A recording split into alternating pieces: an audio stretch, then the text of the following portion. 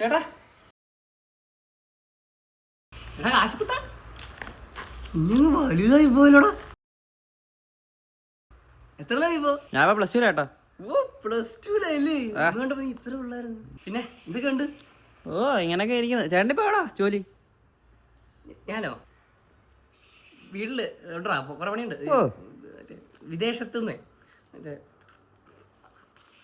പോട്ടാ. ഓ പിന്നെ വേറെ സ്ഥലം എവിടാ ജോലിയുടെ?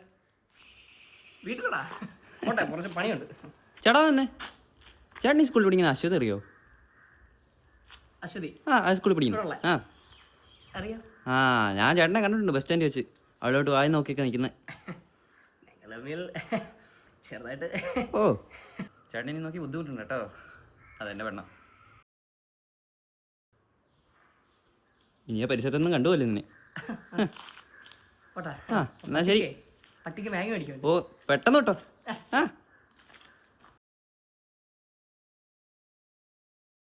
വിട്ടോ കേട്ടോ.